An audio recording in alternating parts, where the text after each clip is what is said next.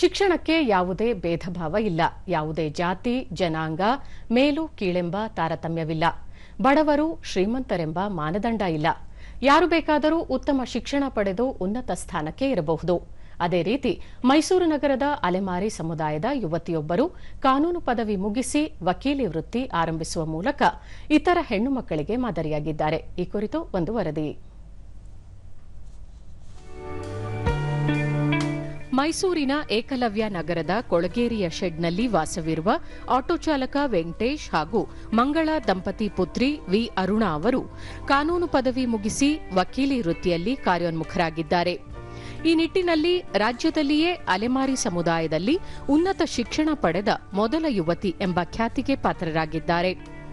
ತಂದೆಯ ಆಸೆಯಂತೆಯೇ ವಕೀಲ ವೃತ್ತಿ ಆಯ್ಕೆ ಮಾಡಿಕೊಂಡಿರುವ ಅರುಣಾ ಅವರು ಇದೇ ವರ್ಷ ಜೂನ್ 7ರಂದು ನಡೆಯಲಿರುವ ಆಲ್ ಇಂಡಿಯಾ ಬಾರ್ ಅಸೋಸಿಯೇಷನ್ ಪರೀಕ್ಷೆಗೆ ತಯಾರಿ ನಡೆಸಿದ್ದಾರೆ. ಈ ಪರೀಕ್ಷೆಯಲ್ಲಿ ಉತ್ತೀರ್ಣರಾದರೆ ಅವರು ಸುಪ್ರೀಂ ಕೋರ್ಟ್ ವಕೀಲೆಯಾಗಿ ಸೇವೆ ಸಲ್ಲಿಸುವ ಅವಕಾಶ ಒದಗಿ ಬರಲಿದೆ. ಕನ್ನಡದಲ್ಲೇ ಓದಿ 2025ರಲ್ಲಿ ಕಾನೂನು ಶಿಕ್ಷಣ ಮುಗಿಸಿರುವ ಅರುಣಾ ಅವರು ಯಾರ ನೆರವು ಇಲ್ಲದೆಯೇ ಈ ಹಂತ ತಲುಪಿರುವುದು ಇತರರಿಗೆ ಸ್ಫೂರ್ತಿಯಾಗಿದೆ.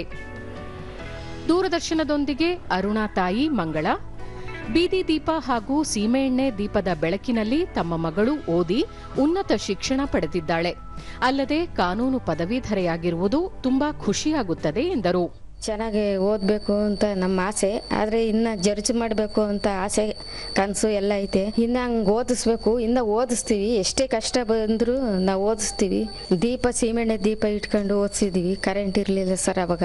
ಆದರೂ ಅಷ್ಟೆಲ್ಲ ಕಷ್ಟ ಬಿದ್ದು ಓದಿಸೋದಕ್ಕೆ ಈಗ ಒಂದು ಸ್ವಲ್ಪ ನಮಗೆ ಹೆಮ್ಮೆ ಅನಿಸುತ್ತೆ. ಅರುಣಾ ತಂದೆ ವೆಂಕಟೇಶ್ ಕೂಲಿ ಮಾಡಿ ಭಿಕ್ಷೆ ಬೇಡಿ ಮಗಳಿಗೆ ವಿದ್ಯಾಭ್ಯಾಸ ಕೊಡಿಸಿದ್ದೇವೆ. ಮುಂದಿನ ದಿನಗಳಲ್ಲಿ ನ್ಯಾಯಾಧೀಶೆಯಾಗಿ ಧ್ವನಿ ಇಲ್ಲದ ಸಮುದಾಯಗಳಿಗೆ ಧ್ವನಿಯಾಗಿ ಕಾರ್ಯನಿರ್ವಹಿಸಬೇಕೆಂದು ಆಶಿಸುವುದಾಗಿ ತಿಳಿಸಿದರು. ಅಲೆಮಾರಿ ಜನಾಂಗದಲ್ಲಿ ಫಸ್ಟು ಮೈಸೂರು ಜಿಲ್ಲೆಯಲ್ಲಿ ಒಂದು ಲಾ ಮಾಡಿರೋದು ಇಡೀ ಸಮಾಜದಲ್ಲೇ.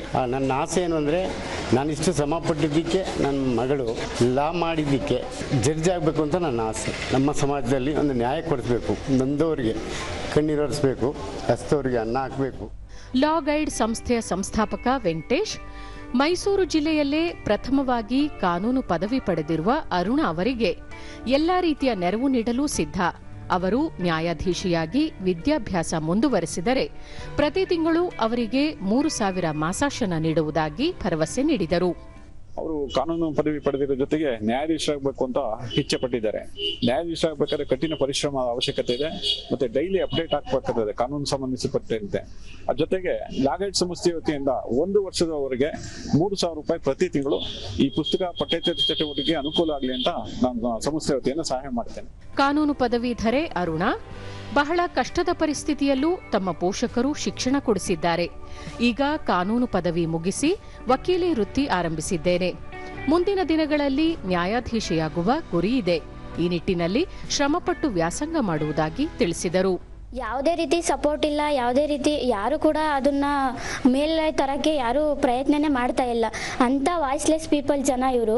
ಆ ಒಂದು ಜನಾಂಗನ ಮುಂದೆ ಎತ್ತಿಡಬೇಕು. ಮತ್ತೆ ನಾನು ಈ ರಾಜ್ಯದಲ್ಲಿ ಪ್ರಥಮವಾಗಿ ನಮ್ಮ ಅಲೆಮಾರಿ ಸಮುದಾಯದಲ್ಲಿ ವಕೀಲ ಪದವಿ ಪಡೆದಿರೋದು ಅಂದ್ರೆ ನಾನೇ. ಹಂಗೆ ನನ್ನ ತರನೇ ಎಲ್ಲ ಹೆಣ್ಮಕ್ಳು ಕೂಡ ವಿದ್ಯಾಭ್ಯಾಸ ಮಾಡಿ ಅವ್ರ ಕಾಲ್ ಮೇಲೆ ಅವ್ರು ನಿಂತ್ಕೊಂಡು ಅವ್ರ ತಂದೆ ತಾಯಿಗಳನ್ನ ನೋಡ್ಕೊಂಡು ಅವ್ರ ಬೆನ್ನೆಲುಬಾಗಿ ಯಾರು ಇದ್ದಾರೆ ಅವರೆಲ್ಲ ಅವ್ರಿಗೆಲ್ಲ ಹೆಲ್ಪ್ ಮಾಡಲಿ ಅಂತ ಕೇಳ್ಕೊಂತೀನಿ.